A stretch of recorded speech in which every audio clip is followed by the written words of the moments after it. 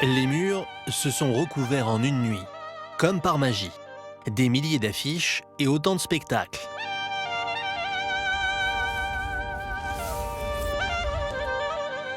Voilà près de 70 ans que le festival de théâtre change, le temps du mois de juillet, le visage de la ville d'Avignon. Et pourtant, l'édition 2014 a bien failli ne pas avoir lieu.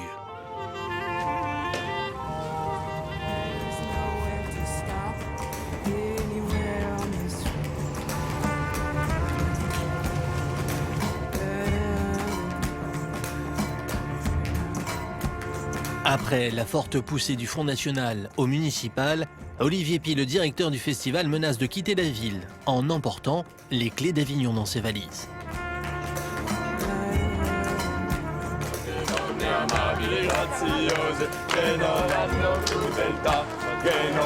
Quelques mois après, Philippe et Sandrine arpentent tranquillement les rues animées de la ville en fête. Comme beaucoup, ils auront finalement pu assister à leur festival.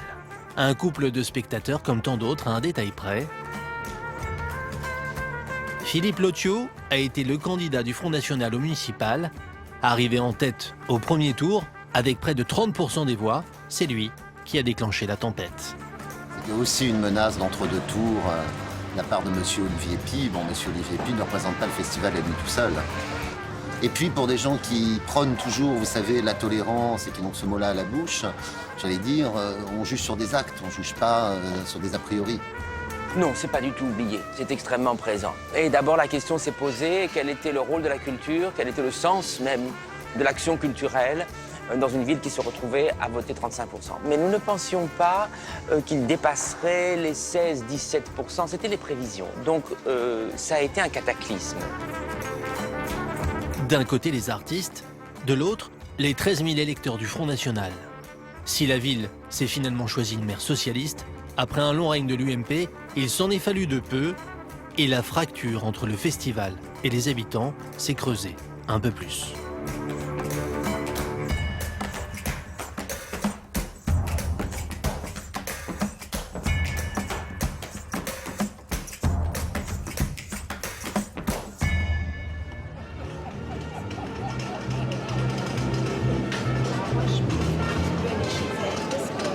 Place du Palais des Papes.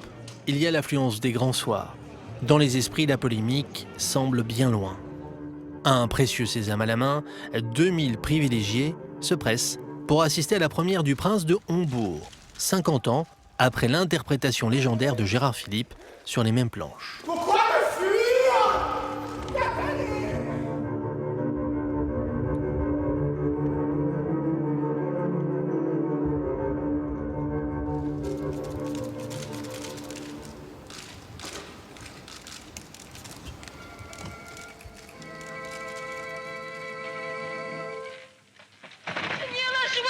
Allez, les salves le réveilleront. Feu! Vive le prince de Hombourg! Même scène, même texte, mais le festival est-il toujours fidèle à l'ambition initiale voulue par Jean Vilar, celle d'ouvrir le théâtre à tous les habitants d'une ville? Pour Xavier Gallet, qui a repris le rôle de Gérard Philippe, pas de doute. Ce que je retiens surtout, moi, de l'aventure de Gérard Philippe et de Jean Vilar et de toute la troupe du TNP, c'est plutôt un travail artistique exigeant, mais pour tous. Et c'est dans cette optique-là que je pense qu'on a essayé de travailler à nouveau sur cette pièce. Pour tous, c'est-à-dire pour un public, je dirais, professionnel, c'est-à-dire un public qui est référencé, et puis aussi pour un public qui va au théâtre pour la première fois, pour tous les âges, pour tous les milieux sociaux. C'était l'ambition en fait du théâtre du TNP.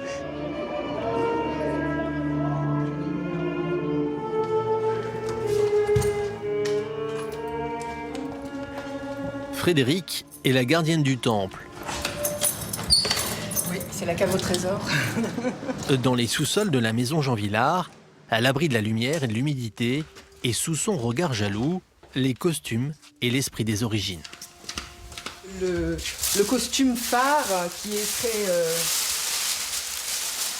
qui est dans l'actualité aujourd'hui, celui-ci c'est le costume du prince de Hombourg, porté par Gérard Philippe.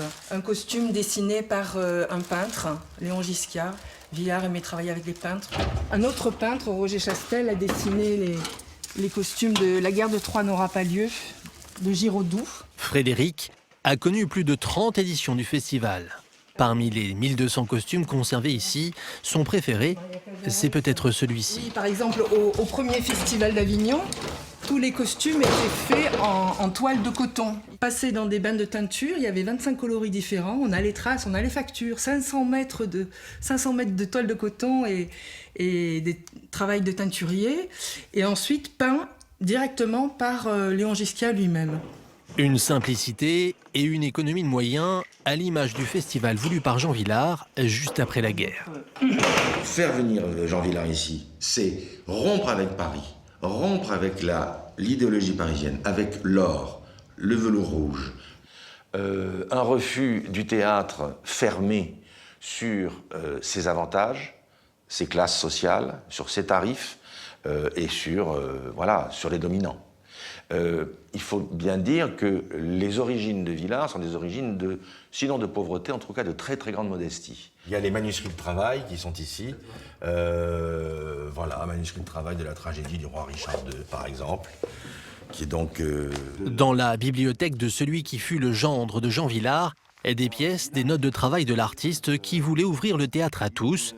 Et pour Jacques Téphany, on en est loin aujourd'hui. Vous voyez, ça c'est une assez belle écriture d'ailleurs. Son public, c'est son père. C'est tous ces gens-là qui ont été privés de culture.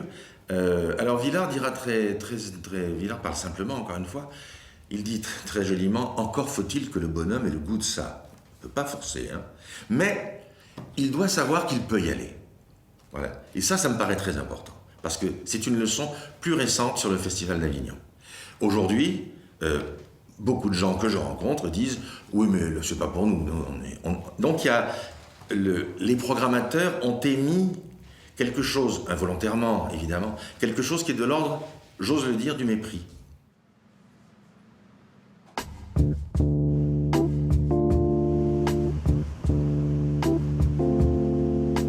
Alors, Avignon, événement populaire ou manifestation élitiste ? Sur les murs, les pères fondateurs regardent, impuissants, leur création qui a grandi vite, peut-être un peu trop. Entre le festival des débuts et le OFF, créé en 1980, 1400 spectacles sont désormais programmés, contre 3 à l'origine. Les spectateurs viennent de loin pour assister au plus grand festival de théâtre du monde. De l'étranger parfois, mais le plus souvent des 4 coins de la France. Marie-Laure, la Toulousaine, Georges, le Perpignanais et Dominique, la Bordelaise se sont connus sur les bancs de la fac de sciences de Montpellier il y a quelque temps. Chaque année, et depuis 12 ans, ils se donnent rendez-vous ici pour ce qu'ils appellent leur bulle d'oxygène. Oui, c'est un moment, entre parenthèses, où on lâche prise et où on se laisse aller à ne penser qu'à une seule chose. Enfin, on oublie beaucoup de choses. Pour moi, c'est une respiration, voilà. Je pense que c'est un moment de grande disponibilité. On se laisse aller, voilà. Effectivement, il y a beaucoup de monde. Donc, nous allons voir la liste de mes envies, d'après un roman de Grégoire Delacour. Le choix a été fait par Dominique, qui a lu le roman et qui l'a beaucoup aimé, et qui est curieuse de la mise en scène de cette histoire. Une parenthèse, bienvenue dans des vies professionnelles très remplies. Au programme aujourd'hui, 5 pièces, rien de moins. Le Festival d'Avignon est populaire? Non, objectivement, non. On le sait, là encore, des profils types ont tenté d'être établis par les sociologues de la culture. On sait que le festivalier est une festivalière, qu'elle a plus de 50 ans et qu'elle est souvent ou à l'éducation nationale ou bientôt retraitée de l'éducation nationale, etc. Voilà, donc ça n'est pas un profil populaire à proprement parler. Néanmoins, ne baissons pas les bras, ne renonçons pas. Des profils un peu éloignés de l'idéal de Vilar. Lui, qui disait vouloir réunir le petit commerçant et le haut magistrat, l'ouvrier et le banquier sur les mêmes strapontins. À la sortie, nous retrouvons nos festivaliers. Et visiblement, ça ne sera pas la meilleure pièce de la journée. Comment dire, voilà. C'était froid, c'était... Bon, la mise en scène ne m'a pas convaincue. C'est dommage. Mais qu'importe leur déception, il leur reste 4 pièces et ils viennent ici avant tout pour rencontrer des comédiens ou encore discuter de leur passion avec les metteurs en scène. Quelle heure il est? Il est 5 heures, on n'a pas mangé du tout. Depuis ce matin? Une semaine de théâtre à 1 200 € en moyenne par personne. Venir à Avignon est une question d'envie, mais aussi une question d'argent. Le festival génère à lui seul 23 millions d'euros de retombées économiques, l'équivalent en un mois de 20% du budget annuel de la ville. Une manne financière pour la 14e ville la plus pauvre de France, mais une manne qui ne profite pas à tout le monde.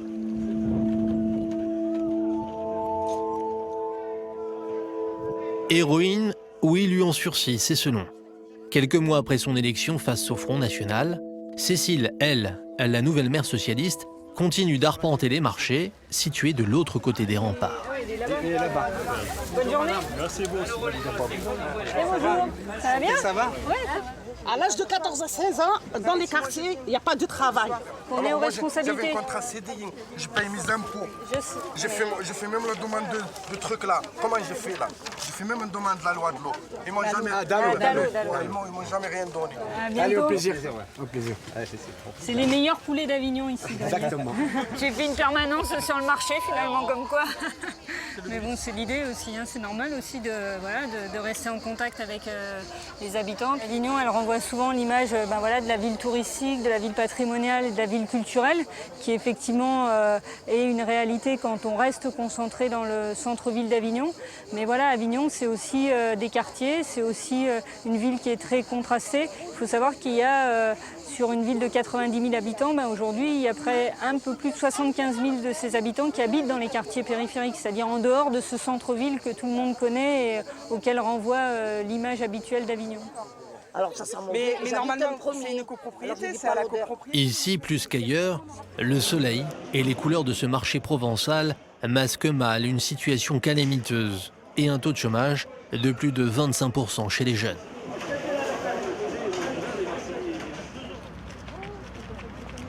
Après le marché, direction le centre social tout proche dont le plafond fuit régulièrement.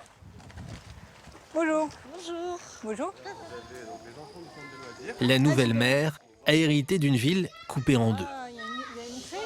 Avignon, on dit souvent c'est une ville culturelle, mais pour moi une ville culturelle c'est une ville dont les habitants ont des pratiques culturelles. Or aujourd'hui, trop peu d'habitants d'Avignon ont accès à ces pratiques culturelles. Donc pour nous, on s'est aussi fixé comme un enjeu essentiel de faire en sorte que tous les Avignonnais, parce que c'est vrai que c'est un atout d'être à Avignon, parce qu'il y a beaucoup de musées, parce qu'il y a beaucoup d'équipements culturels qui vivent à l'année, notamment des théâtres qui sont présents. S'ils sont là, c'est pas un hasard, c'est bien parce qu'il y a eu effectivement le Festival d'Avignon qui a été créé à un moment donné par Jean Villard, etc. Sauf que quand vous allez dans une classe de collège de 3e, par exemple à Anselme-Mathieu, que vous faites un petit sondage en disant aux gamins, combien d'entre vous ont déjà visité le Palais des Papes, sur une classe de 25, ça se trouve, il n'y a que 3 mains qui vont se lever. Et moi, je dis, ça, c'est pas possible. Merci, à bientôt. Au revoir. Allez, au revoir. Au revoir. Plaisir.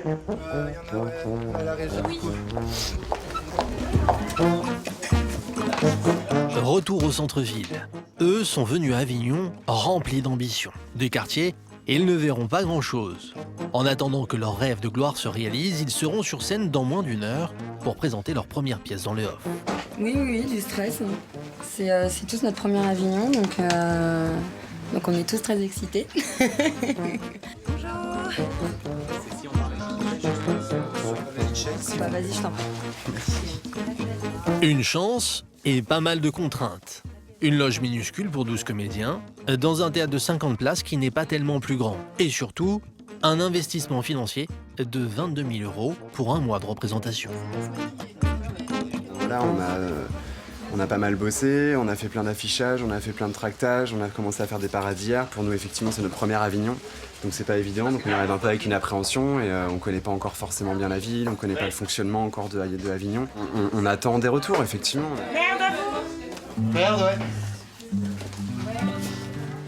Des retours et un programmateur intéressé si possible. Direction maintenant la salle, à l'autre bout de la rue. Leur pièce sur une génération hyper connectée partage l'affiche avec 17 autres spectacles. Il y a 2 ans encore, le Théâtre des Barriques, tenu par une jeune équipe parisienne, n'était qu'un garage au fond d'une ruelle. À Avignon, une règle non écrite veut que 2 nouvelles salles ouvrent chaque été. On rencontre énormément de monde, c'est hyper joyeux. Les gens qu'on programme, pour nous, c'est une aventure humaine. C'est des gens avec qui on va passer le mois, on s'attache à eux, qui reviennent nous voir l'année suivante. On aime les spectacles qu'on programme. Puis parce qu'on est des passionnés de théâtre tous, donc quand on est passionné de théâtre, avoir sa propre salle, c'est extra. Pouvoir y jouer, pouvoir y répéter pendant l'année, pouvoir faire les aménagements. Là, on vient de refaire toute la peinture de la devanture, construire une petite billetterie qui n'était pas l'année dernière. On a rajouté des banquettes molletonnées sur les bancs, ça y était pas l'année dernière. On a l'impression que c'est Noël à chaque fois, on est comme des enfants. Ouais, on a des banquettes, alors que ça a l'air bête comme ça. Pour ces comédiens, jouer à Avignon, c'est jouer son avenir. Et Laure en sait quelque chose. C'est avec les moyens du bord. Après une première vie professionnelle dans l'immobilier, elle a plaqué un CDI et des revenus confortables pour se lancer dans une aventure quelque peu risquée.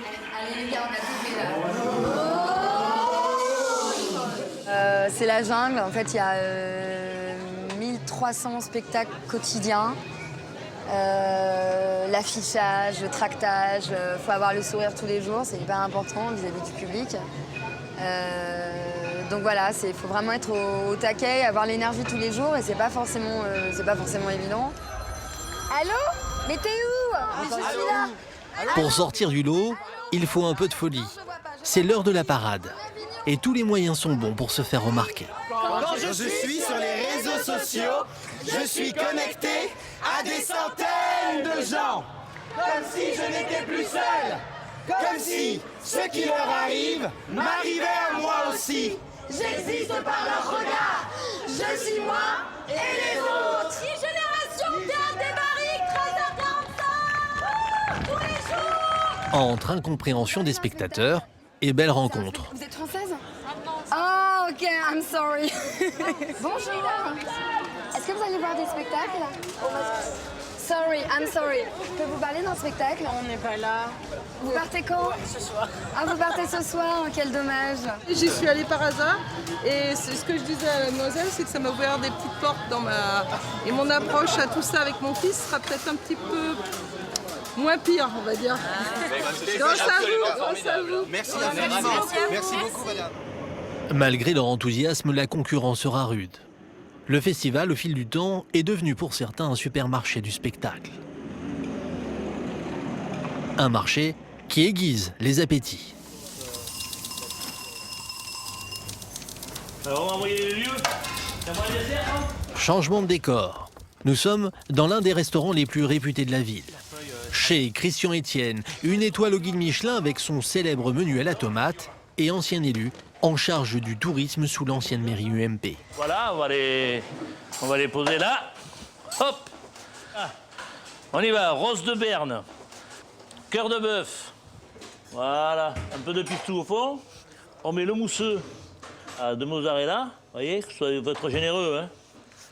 Et ça, c'est la tomate mozzarella avec une petite fricassée de légumes autour, crus, qui vont bien. Le maître des lieux se définit comme un artiste lui aussi. Un artiste qui a les pieds sur terre et sait ce qu'il doit au Festival d'Avignon. C'est un grand support d'activité. Vous savez qu'un euro investi dans la culture, normalement, rapporte 4 euros. Alors donc, voilà, vous voyez le rapport que ça peut faire. Et c'est vrai que c'est un surplus d'activité pendant le festival. Parce que, bien sûr, il y a beaucoup de monde. Je crois qu'on n'est pas loin de 180 000 à 200 000 qui passent dans Avignon pendant le festival. Alors que la population est de 86 000 habitants. Je pense que c'est pas mal. Allez-y, mademoiselle, allez-y. 68 ans après sa création, le festival est devenu une institution.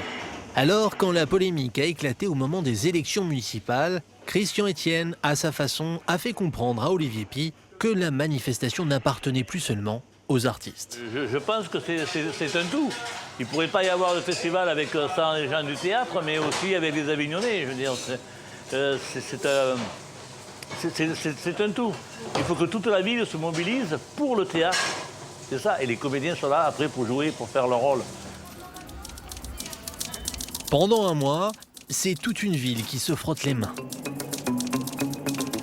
Entre établissements éphémères et nouvelles enseignes, les restaurants poussent à chaque coin de rue. Certains d'ailleurs voient grand, très grand. L'adresse en rendrait plus d'un jaloux. Fermée depuis 5 ans, l'ancienne Banque de France qui donne sur la place du Palais des Papes va être reconvertie en complexe gastronomique 3 étoiles autour des vins du Rhône. Et dans la salle des coffres-forts, à la place des lingots, les vignerons ont eu la riche idée d'entreposer des caisses de vin renommées pour les festivaliers et les plus fortunés. Ici, il y avait l'ancienne porte de la salle des coffres, avec l'escalier qui servait au public. Voilà. Donc on va la conserver et elle va nous servir à garder bien protégées les 9000 bouteilles qui vont régner ici. Ça sera la plus grande cave d'Europe et je crois même du monde au niveau des vins de la vallée du Rhône. Des crus d'exception, des dégustations, des restaurants, coût total du projet 7 millions d'euros, auquel il convient d'ajouter l'achat de publicité dans les programmes du festival. Jusqu'au parking et à la cave. C'est beaucoup, mais la filière viticole a fait ses comptes et s'offre avec le festival une fenêtre d'exposition inespérée, elle, dont la publicité est très largement réglementée dans les médias. Avignon devient une marque, maintenant devient le nom d'un festival, peut-être avant d'être connu comme le nom d'une ville pour beaucoup de gens. On sera ouvert pour le prochain festival d'Avignon et pour nous c'est intéressant de pouvoir jouer avec les grands rendez-vous de la ville. Et pour nous c'est une façon aussi de montrer que le vin est un produit culturel, un produit d'art de vivre et on va pouvoir le découvrir ici en sortant du Palais des Papes ou juste avant d'y entrer, en entrant dans la cour d'honneur pour découvrir nos différentes appellations et passer un bon moment en les dégustant.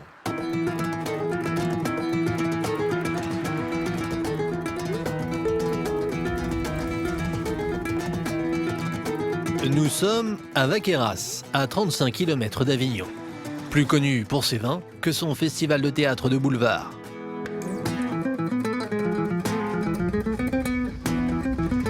Nous sommes sur la parcelle Le Grand Jon. C'est un terroir argilo-calcaire caillouteux. Ici, on a les pieds dans les vignes, mais le regard tourné vers Avignon. Depuis 17 ans, c'est parmi les vignes du Vaqueras qu'est choisi la cuvée du festival. Et cette année, c'est le vin blanc de Pierre Séroul qui a été primé. Et la récolte s'annonce abondante. C'est fou ce qu'il y a, comme... Vous voyez, ces paquets de grappes. Et en plus, c'est très sain, c'est très beau. Vous voyez ça? Vous voyez ce feuillage? Une petite étiquette jaune et rouge qui peut tout changer. À 13 € en moyenne, chaque année, 110 000 bouteilles sortent de ce chai, dont la moitié destinée à l'export. Oui. Et à l'étranger, Corinne vous le dira, le festival est synonyme de prestige. Attends, tu sens les fruits là? Il y a une pointe de miel à la fin qui est pas mal. On était très honorés d'être la cuvée d'Avignon. C'est vrai que c'est un festival qui est connu de façon internationale. Et voilà, c'est quand même une visibilité qui est... voilà, l'association du théâtre aussi, qui est quand même quelque chose de très noble, qui nous touche. Et le vin. Donc c'est quand même deux supports qui sont assez magnifiques et qui se marient très très bien.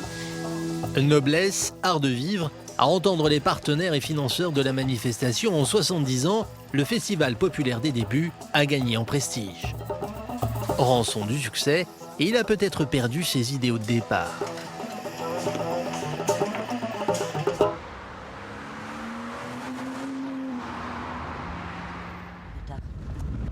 Elle y est restée fidèle. Retour dans les rues d'Avignon. Donc là, c'est Montclar Nord. Et ensuite, on rentrera dans le Montclar qui faisait peur à tout le monde. Tous les hors Montclar. Ah voilà Inde, qui a dû se dire, elle m'a oublié. Ça va, ma belle? Voilà 30 ans que Michel Adala a créé sa compagnie de l'autre côté des remparts.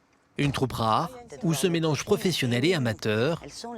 Une dizaine d'ateliers répartis dans la ville, gratuits et ouverts à tous. Aujourd'hui, les femmes répètent. Ah, tu les as vus? Ah, Fatima. Ouais, c'est ça. Voilà pourquoi elles ne sont pas à la répétition. Direction l'entrepôt, un ancien garage, l'un des 2 seuls théâtres permanents en dehors de la vieille ville. L'année dernière, la troupe a joué dans le festival officiel pour la première fois depuis sa création. Ah, le café est parti. Chantant Monclar, tranche de vie, un beau texte, plein feu sur l'ouverture du Inn. À chaque fois que je viens ici, je regarde toujours ça. C'est nous, l'année dernière, au Festival d'Avignon. La parabole, c'est des beaux souvenirs, quoi. Parce qu'en fait, on a raconté chacune notre histoire, mais personne ne savait qui était l'histoire de qui.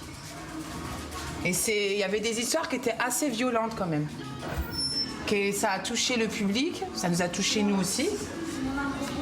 C'était magnifique. Saluée par la critique, la parabole des papillons a été une parenthèse enchantée. Inde, maman de 3 enfants, sans emploi, que rien ne destinait à jouer, se sent dans ce théâtre comme chez elle. Cette année, pas de festivaline, mais qu'importe la scène, l'essentiel reste de jouer. Je l'aime. Ça se discute pas. C'est complètement ouf. Oh la jeunesse. Si je pouvais encore admirer quelqu'un, je pourrais peut-être espérer aimer. Mais comme je ne vois personne autour de moi qui est admirable, je ne vois vraiment pas comment je pourrais encore aimer. Tous les hommes au mieux sont normaux. Toi, si on t'écoutait, où on se demande où on va. Non, mais je... non c'est pas ça. Je dirais encore quelqu'un, c'est un peu dans le même truc encore que la Genèse. Ça parle un petit peu de tout. Il y a des femmes de tous les jours, de l'amour, voilà, des hommes. Il y a même Racine, en fait. Il y a même à un moment, on va jouer Racine. Bérénice et Titus. Voilà. Moi, quand je viens au théâtre, j'ai l'impression d'être une adolescente. Hein. C'est vraiment, je me replonge dans mon adolescence. Hein. Avant, moi, je voulais parler avec personne, j'avais pas confiance en moi et tout. Et depuis que je fais du théâtre, je me sens mieux, je m'exprime mieux, j'ai moins peur des gens, j'ai moins peur de la vie. Moi, ça me remue, des fois je pleure, des fois ça me touche, je donne encore un exemple. L'autre fois, j'ai répété, j'ai dit mon texte et je me suis mis à chialer. Je ne sais pas pourquoi, parce que ça m'a touché ces mots. C'est la vie de tous les jours. Je sais pas, il faudrait qu'il y ait un top. Est-ce que dans cette musique, il y a un top qu'elles peuvent repérer? À 24 heures de la première et seule représentation, tout reste à caler. Michel et Anna peaufinent le texte et doivent encore trouver le nom d'une pièce qui a bien failli ne jamais être jouée. Ouais. C'est un atelier qui a été quand même relativement chaotique dans le déroulement, avec des absences, des retours, des arrivées intempestives. Voilà. Donc, voilà, on le construit pas à pas. Enfin, vraiment, ce qui nous intéresse est en plus, à vrai dire, le trajet, tout le parcours pour aller à cette présentation publique, que le spectacle lui-même. Hein. Tout comme on ne pensait pas forcément qu'on allait créer, puisque certaines femmes disaient « non, on ne peut pas jouer devant des hommes ». On avance, quelquefois on régresse. Il faut savoir que parmi les dames avec lesquelles on travaille, certaines sont en grande difficulté économique, sociale. Ania Micro, elle dit ses premiers mots. Hein? Ouais. Premier mot. Financièrement, on galère, on accepte tout ce qu'il y a maintenant. Moi, je sais que maintenant, je fais des jobs à droite, à gauche pour finir mon mois. Mais par contre, le théâtre, encore une fois, je le fais avec le plaisir. Et je ne cherche pas qu'on me paye. Je ne cherche pas à être comédienne. Je cherche à faire du théâtre et m'exprimer. Dire ce que j'ai, d'avoir une confiance, de me montrer un peu, de dire, voilà, regardez comme je suis. Monter une pièce avec des amateurs oblige à jongler avec les emplois du temps de chacun. Et au fait, j'ai pas le permis. Wassila doit s'absenter pour 2 heures de ménage. La répétition attendra.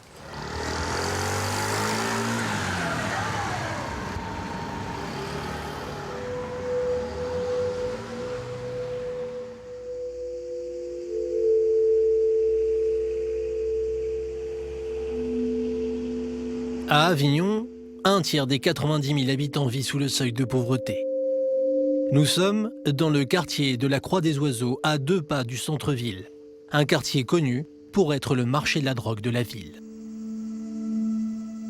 On le sait peu, Avignon a longtemps détenu le record de la délinquance en France. Le centre culturel et social est un des derniers lieux de rencontre ouverts à tous. Bonjour madame, comment allez-vous? Il y avait déjà un niveau de vie qui était assez faible. Bon, la crise vient se rajouter à ça et on assiste à des situations qui sont dramatiques, hein, des gens qui n'ont plus à manger, clairement.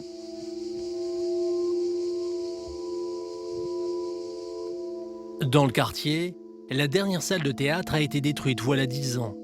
Éloignons un peu plus encore les habitants de la culture. Là, ici, j'ai 2 enfants qui vont dormir, et même 3.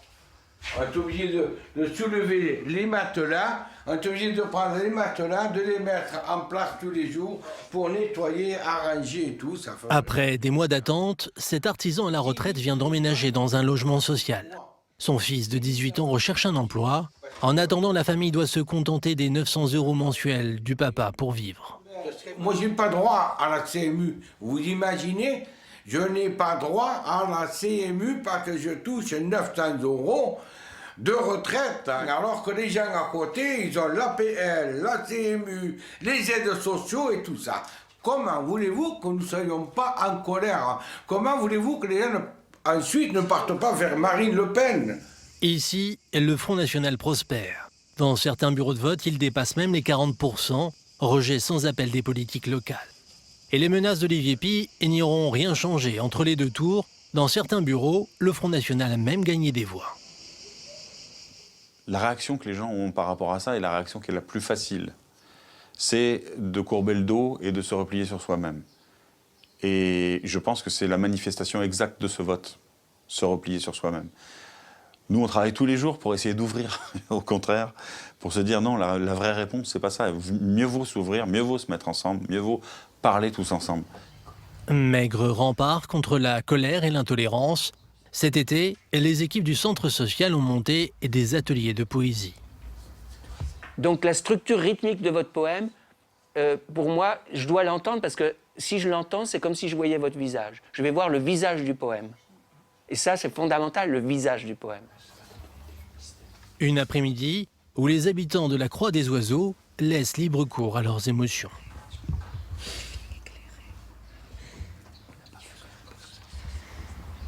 Je soigne les gens comme un médicament, d'une autre façon. Ça prend du temps. Un jour, ça payera. Un jour, ça vivra.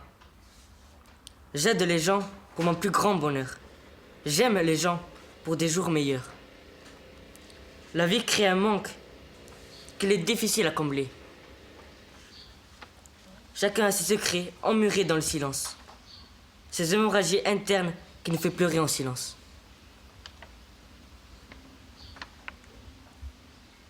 Il y a un beau silence d'ailleurs, hein? Vous avez vu le silence?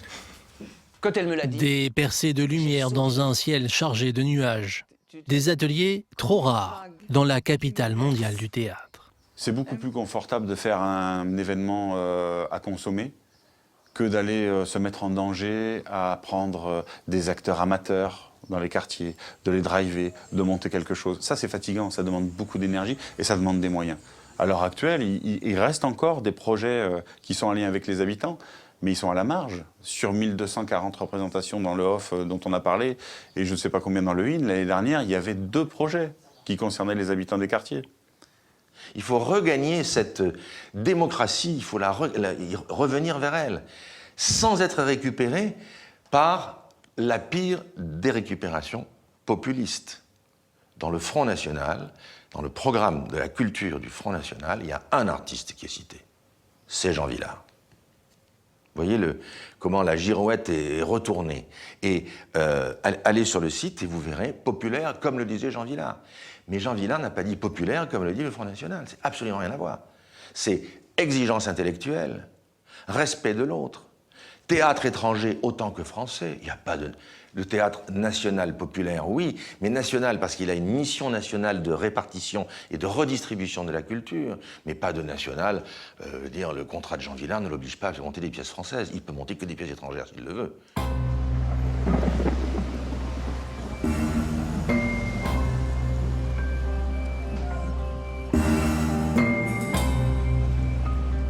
Parfois, le théâtre peut pourtant changer le cours d'une vie.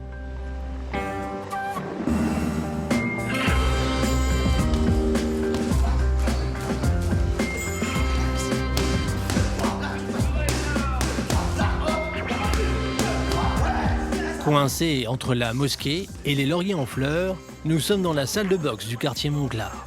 Ici, le sport est souvent un échappatoire.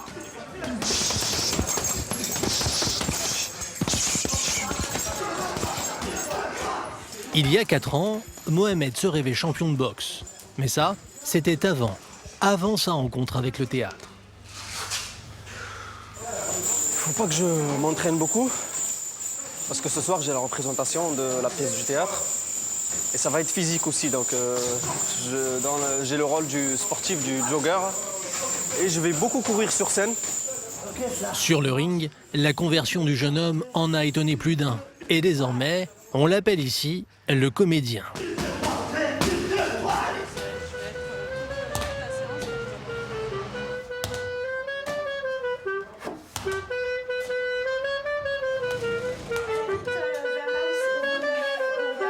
Mohamed, lui le garçon discret, lui le grand timide, il répète ce soir dans une pièce de boulevard. Il me semble que je vais mourir. Non, parce que là j'ai trop gros ça. Je vais le réduire. Ah non, non, non, qu'est-ce que vous faites là? Je suis pas prête là. Fais la scène au moment où vous faites le passage là. Toc, toc, toc, tout ce bordel là. Là, clac, tout de suite. Vous voilà tous, enfin bref. On reprend. Avec pour Poutchenko. Tout de suite. Vous voilà tous déjà traités de Alors, c'est ça qui va pas.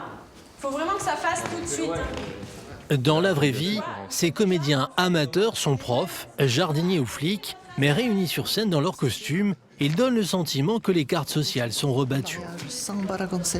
Fred, qui est un bon ami à moi, donc qui est professeur de sociologie. Donc moi, je me suis jamais j'aurais pu croire qu'un jour j'allais avoir un pote qui est professeur de sociologie ou il pourrait être mon prof parce qu'il est professeur au lycée. Donc moi je suis passé par le lycée, les profs, la relation avec les élèves et les profs, c'était prof avec les profs et les élèves avec les élèves.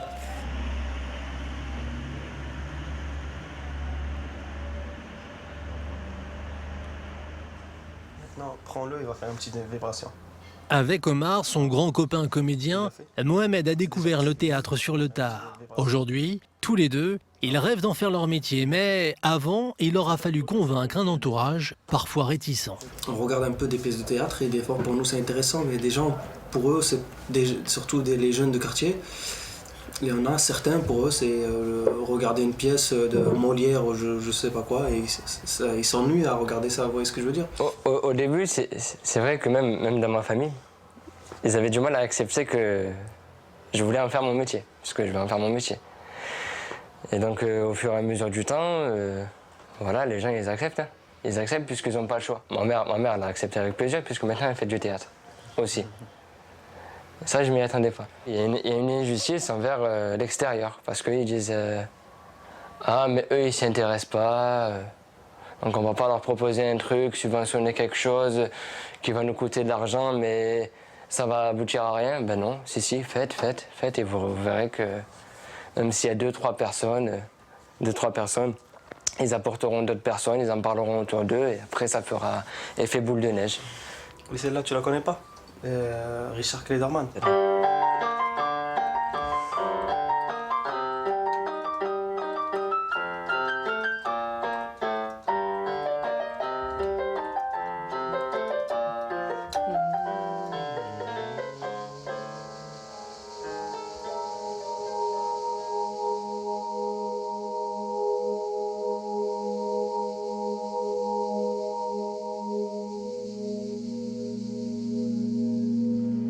Retour en centre-ville, au cloître Saint-Louis qui abrite les bureaux du festival officiel.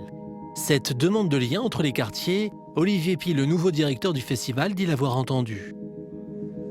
Plus précisément, il se donne 4 ans pour réconcilier la ville et son festival et réaliser la démocratisation culturelle chère à Jean Vilar. Ici, il y a des remparts. Ici, il y a des remparts. C'est une ville entourée de remparts. Et vraiment, le monde est complètement différent à quelques mètres près. Dès qu'on franchit les remparts, on arrive dans ces fameux quartiers, Montclar, Champfleury, La Rocade.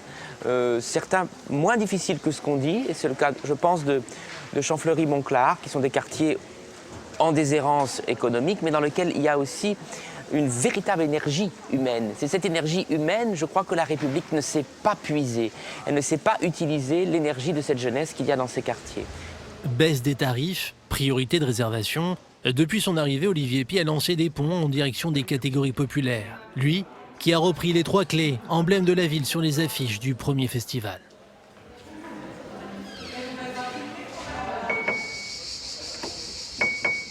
Avant même son arrivée, à l'initiative de l'ancienne direction en 2013, une salle de répétition a été inaugurée en dehors des remparts, afin déjà, disait-on, de rapprocher le festival des cités, la Fabrica. Cette année, Olivier Py joue Orlando, sa nouvelle création, dernier réglage avant la première représentation. Donc voilà les fameux hangars de rangement du gradin. Oups! Pour 10 millions d'euros, le festival s'est offert une scène hors norme, de la taille de celle de la cour du Palais des Papes. Et donc il y a pratiquement 40 mètres dans ce sens-là pour pouvoir travailler des spectacles qui vont aller à la cour. Et on est à un peu plus de 20 mètres de largeur. Une salle de 2000 places et juste à côté des logements pour les comédiens accueillis en résidence. Pour les comédiens, c'est royal. Ils habitent sur place, il y a un petit patio, une cuisine, des chambres, tout ce qui est sanitaire. Enfin bon, voilà, c'est quand même c'est un lieu de résidence, un peu comme l'était la Chartreuse à une époque où c'était les résidences d'artistes, ou la villa. Enfin, je ne vais pas faire de comparaison avec la villa Médicis, mais l'environnement n'est pas tout à fait le même. Mais bon, dans le quartier, mais bon, voilà, je pense que c'est un outil assez pratique, oui. Ouais, ça permet à tout le monde de vivre vraiment, d'être vraiment concentré sur le travail. Et voilà. Ça peut avoir aussi des inconvénients il y a un petit côté carcéral des fois, quand on passe, pour eux en tout cas, quand ils passent un mois complet ici. Mais bon. Et pour cause, l'équipement est entouré de grilles.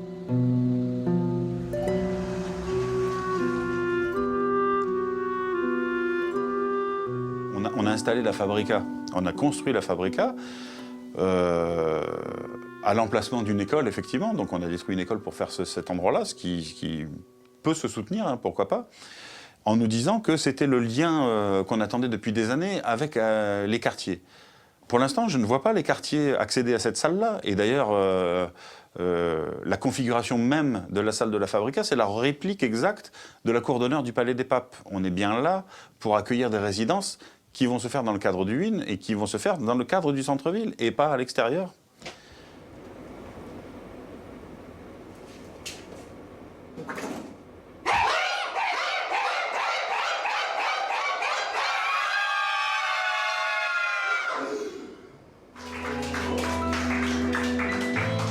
On retrouve nos 12 jeunes comédiens.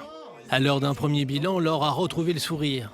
La pièce se joue depuis 4 jours à peine et aujourd'hui, 20 spectateurs ont payé leur place, un bon départ. Très content parce qu'on ne pensait pas avoir autant de monde. Donc 20 personnes, c'est beaucoup. C'est 5 fois plus qu'hier.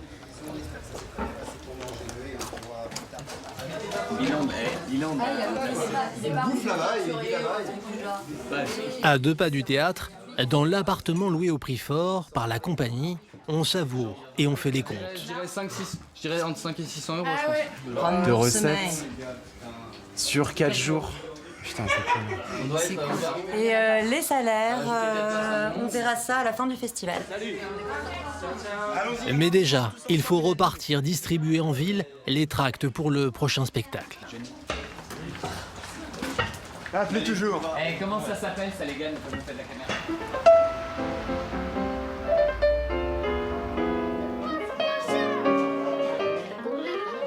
Ce soir, il y a affluence à l'entrepôt.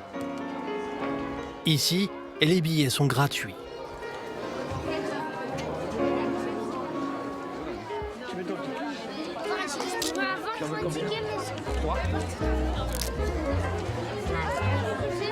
Nous retrouvons Inde, Roselyne, Anya et les autres. Elles jouent ce soir sur scène leur spectacle qui n'a toujours pas de titre.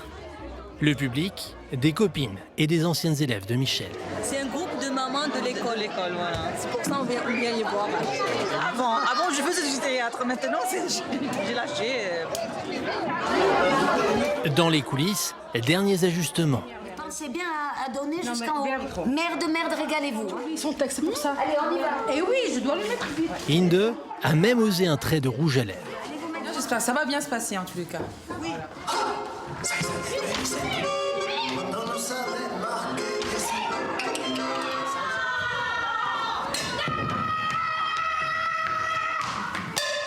Je l'aime. Ça ne se discute pas. C'est complètement... Oh, la jeunesse. Et comme il n'y a personne d'admirable autour de moi, comment je pourrais encore aimer? Tous les hommes, au mieux, sont normaux. Mais je vais pas déprimer là-dessus. Il faut passer à l'avenir.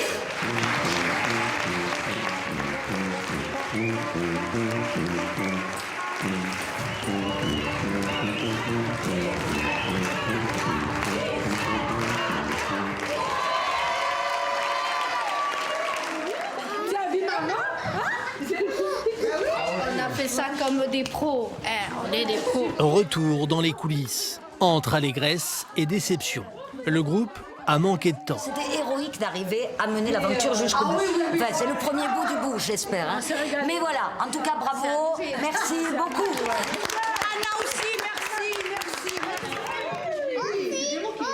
Il faut frayer parmi les gens pour les entraîner et il faut partager des choses avec eux. Et moi, c'est parce que j'en avais envie. C'est parce que j'y ai trouvé... j'ai rencontré des êtres qui m'ont beaucoup touchée, avec lesquels je suis devenue amie. Et aussi, ça a fait sens pour moi de faire du théâtre là-bas parce que tout était possible. On a pu inventer plein de choses. Il n'y avait pas de code. C'est-à-dire qu'un metteur en scène qui viendrait en disant, puis j'en ai vu passer quelques-uns, j'ai un super projet, j'arrive avec un texte, et on va faire des décors, on va faire plein de choses, on va faire, voilà. Il serait là le temps d'une création, enfin j'en ai vu. Ça marche pas, parce que voilà, il faut, je pense, vraiment le temps de la relation. Mais pour le temps de la relation, il faut l'envie de la relation.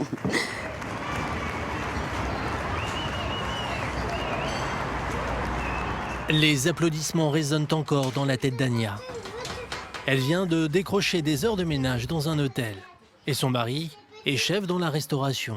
Deux secteurs largement dépendants du succès du festival. Oui. Après le jeûne de la journée, elle prépare un délicieux dîner comme tous les soirs pendant le ramadan. L'éruption du théâtre n'a pas vraiment changé le quotidien de cette famille. Mais Anya n'imagine plus s'en passer. On a le cœur qui bat, on tremble. C'est un rêve qui s'est réalisé. Donc pour moi, ce sont des grandes émotions. Moi, j'avais aucun préjugé au départ. Je dis, bon, elle veut faire du théâtre, vas-y, laisse-la faire, il n'y a pas de souci. C'est une expérience. Mais bon, quand j'ai vu, j'étais vraiment bluffé. J'étais parmi les gens qui ont pleuré. Aujourd'hui, Anya songe à reprendre les études à l'université. La dernière dimension, c'est aussi d'ancrer ce festival sur la durée, on va dire, c'est-à-dire sur toute une année. Et donc comment, en fait, à partir de l'événement fort que constituent les 3 semaines ou un peu plus de 3 semaines du Festival d'Avignon, qu'est-ce qu'on construit, en fait, avant l'édition suivante ? Là aussi, en mobilisant la population, Olivier Py a commencé à le faire avec des partenariats qui commencent à tisser avec certains collèges de la ville. Et donc voilà, est-ce que ces partenariats-là, notamment vis-à-vis des jeunes, on peut les démultiplier sur toute l'année? Parce que je pense que c'est important de permettre aux jeunes Avignonnais à la fois d'être certes des spectateurs attentifs, mais aussi de pouvoir se révéler en tant qu'acteurs à proprement parler. Et puis, sachant qu'il y a déjà des acteurs dans la ville qui travaillent là-dessus.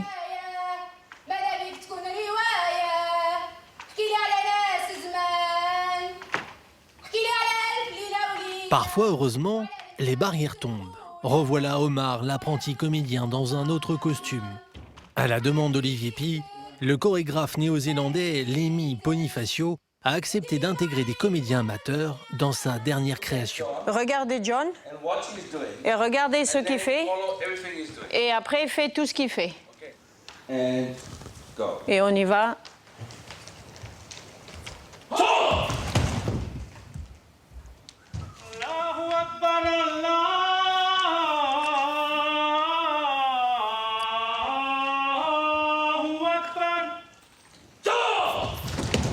Pour l'instant, pas de grand rôle, pas de réplique à dire sur scène, juste de la figuration. Mais avec ce ballet, une porte s'est ouverte. Omar fait ses premiers pas sur scène en tant que professionnel. Une passerelle fragile entre deux mondes qui vivent côte à côte et trop souvent s'ignorent. Ça fait toujours plaisir d'être sur une grosse scène, dans un festival qui est reconnu internationalement. C'est sûr que, voilà quoi, on part de rien et on arrive à... Voilà, on n'a peut-être pas une grosse place, mais on est là, quoi. On est là. On a notre place. Même si elle n'est pas grande, on l'a pour l'instant. Et donc ça fait toujours plaisir.